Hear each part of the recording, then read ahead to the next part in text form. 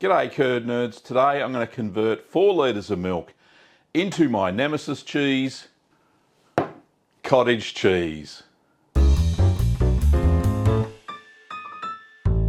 Well, cottage cheese, as we've seen in other videos where I've tried to make cottage cheese before, usually I fail miserably.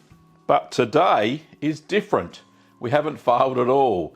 We've managed to create some amazing cottage cheese that tastes like the real deal, or even better actually than the creamed cottage cheese that you buy in the supermarkets. So cottage cheese, it's been produced for thousands of years. It even dates back to Homer and the Iliad, where the Cyclops in his cave made a form of cottage cheese by storing milk in stomachs of animals. Good old Polyphemus the Cyclops. So, cottage cheese is very simple to make. I've cobbled together a recipe using a few versions, and thankfully it all worked out. It does use a little bit of rennet. I used full cream milk in this version. Cottage cheese is sometimes made with skimmed milk. Has a lot less fat, but this one tastes really good. So this is undressed at the moment. But before I show you dressing the cottage cheese to make it a little bit creamier, I'm going to show you how I made this bowl of cottage cheese in my very own kitchen. So first of all, don't forget to sanitize all of your equipment and lay it out on a clean tea towel. Today I'm using milk by Inglenook Dairy.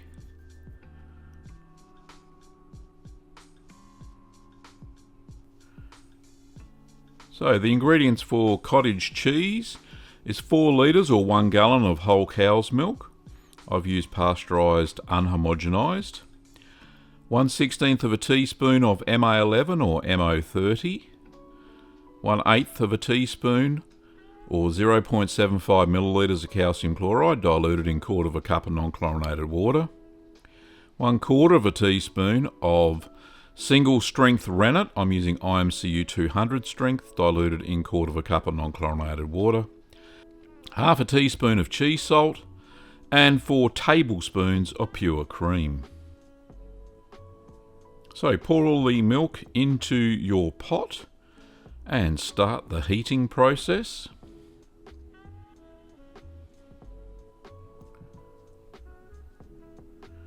So we're going to heat the milk to 30 degrees Celsius or 86 degrees Fahrenheit, and that's fairly close, so we can proceed.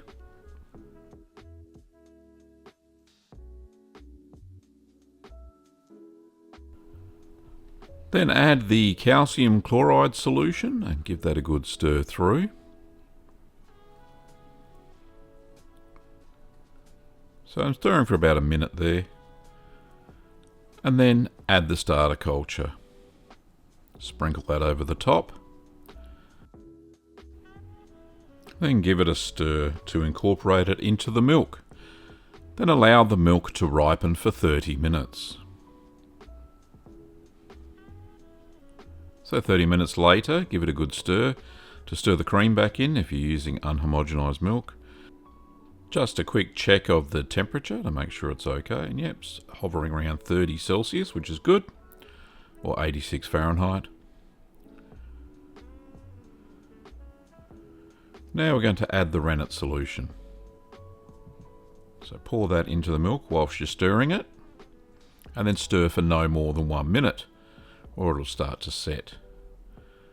Pop the lid back on, and we're going to allow that to set for 45 minutes. This is an estimate. We'll see what happens. So 45 minutes later, check for a clean break. And that's fairly sloppy. It wasn't very clean at all. So if it's not set, allow it to rest for another 15 minutes. And then we're going to check it again. So 15 minutes later, check again for a clean break in a different spot. And that's still a bit too sloppy for my liking. So I'm going to plop the lid back on and I'm going to let it set again for another 15 minutes.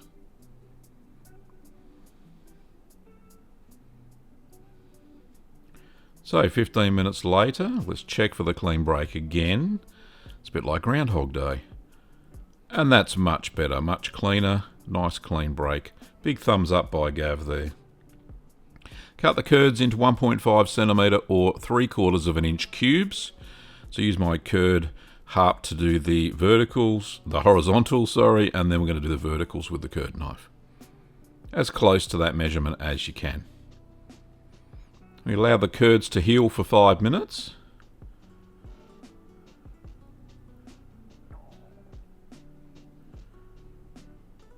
So 5 minutes later. So to avoid fracturing, just gently stir the curds. And if there are any large pieces of curds, then just cut them with the side of the stainless steel spoon.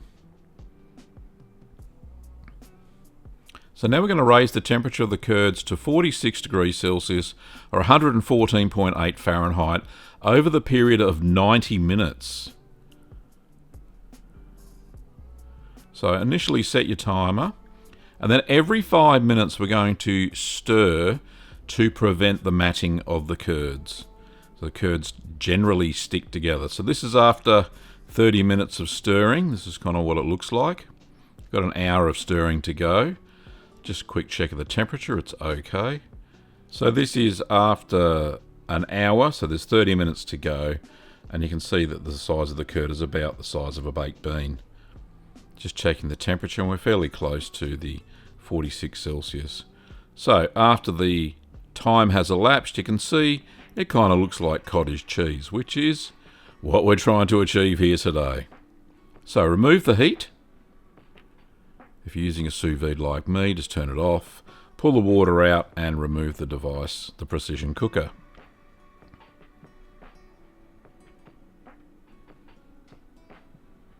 So once it's at the target temperature, then rest the curds for about 5 minutes.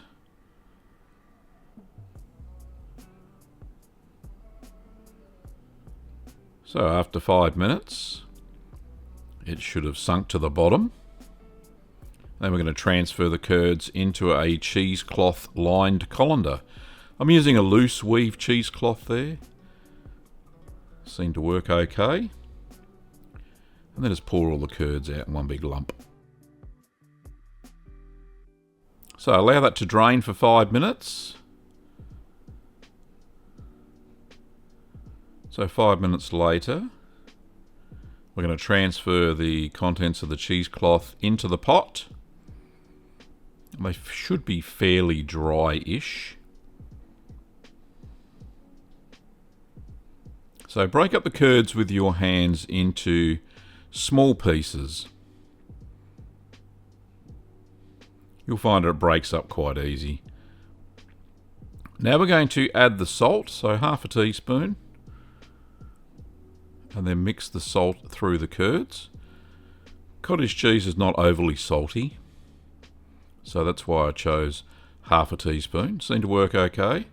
Now what you can do now is you can, once you've stirred it through, is just taste and then adjust the salt if necessary. Now I found that was quite good. That was perfect. So now I'm going to place the curds into a bowl, an airtight container for storage in the fridge. So just pour your curds out, your cottage cheese. It's kind of what it is now.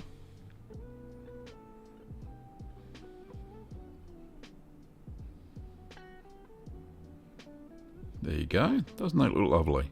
And it freely separates. It's quite loose. Nice looking curds. So chill in the fridge overnight, the kitchen fridge at 4 degrees Celsius or 39 Fahrenheit. So back to Gav to show you the next step of the process. So there you have it. That's how you make cottage cheese. So let's have a look at the cheese. So I kept it it's in a glass bowl. It's got a plastic lid on it. It's one of those decor saver sort of things. And the cheese, it's been sitting overnight in the fridge. It's a bit lumpy. Oh, there's some bits. So it's basically curds that have been slightly salted, And basically this is the undressed version of the cheese. So commercial cream cheese probably uses a little bit different process than this, but this homemade version certainly is cottage cheese. It's a fresh cheese that is to be eaten fresh. It should be eaten within about 7 days. It's very lightly salted.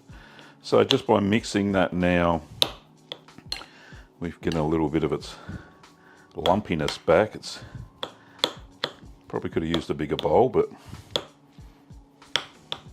we'll get rid of all that, because when we add in the cream, it dresses the cheese and makes it taste a little bit more creamier, I suppose. Now I could do this with my fingers, but the bowl's probably not big enough. Anyway, we're all loose again after being chilled in the fridge overnight.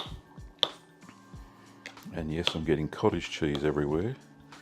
Clean table. Right, so what's it taste like? Let's grab a little bit here.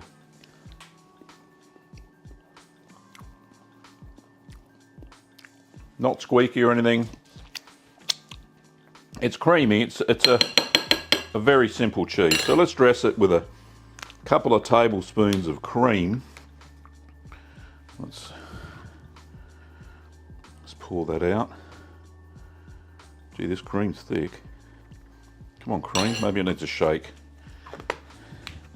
It's pure cream, no thickness added. Oh, and there's a lot of it here. Anyway, let's see if this pours now. Oh, there we go. That's a bit better. All right, so that's 1 tablespoon.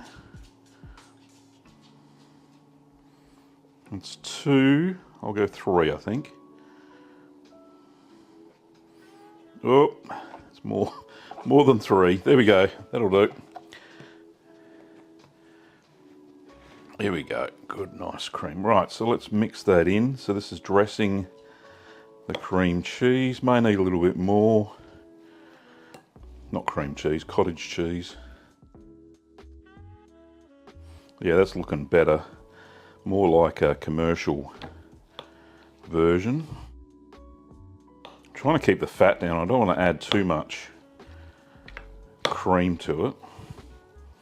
Maybe 1 or 2 more. Probably a couple more. So we're not very creamy down the bottom. A little bit, probably 1 tablespoon. Maybe 2. Oh, that'll do. Just